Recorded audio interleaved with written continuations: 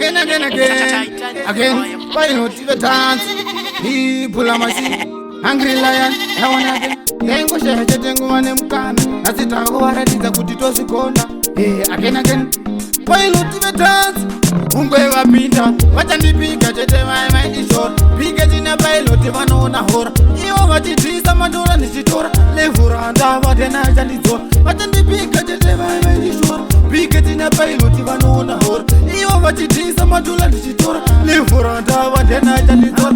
Usainyadzisa nachizo vakudadisa. Usati kwedu kudhara kwaipisa. Wava kutonhorera mwari vatisimbisa. Tirase riro toramba takafokasa. Mabhebhi avo anoshuva kundikisa. Vanoti pilot ndiye ari kupisa. Kubva kudhara ndichivabhilivhisa. Vamwe ngoma dzenyu idzi dziri kumagisa. Vachandipika chete my mind is short. Pike china pilot vanoona hora.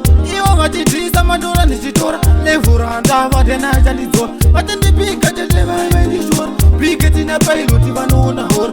Ivo vachidhisa matora ndichitora. Levhura ndava tena chandidzora. Ichitanga waninzainzi hazvina pe. Kuzozarira saka muchaita sei. Ndaigara ndichinamata everyday. Ndinotenda mwari wangu nhasi mazovhura wenyu. Levhura hai kunge high school. This time ndine ukacha ndiri pitbull. Handisi dofo ngoma dzangu dziri kutu. Mabhebhi enyu akundisendera manu. Vachandipika chete my mind is short. Pike china pilot vanoona hora. Ivo vachidhisa matora ndichitora. Levhura ndava tena chandidzora. Vachandipika chete my mind is short. Pike china pilot vanoona hora. Ivo vachidhisa matora ndichitora. Levhura ndava tena chandidzora.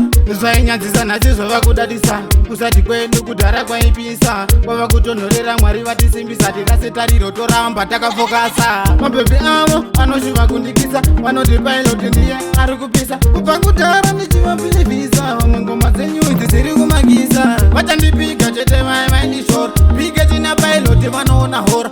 Ivo vachidhisa matora ndichitora. Levhura ndava tena chandidzora. Vachandipika chete my mind is short. Pike china pilot vanoona hora. Ivo vachidhisa matora ndichitora. Levhura ndava tena chandidzora. Yotongazi boss. Comrade Nyati. Hey, Letman. Again.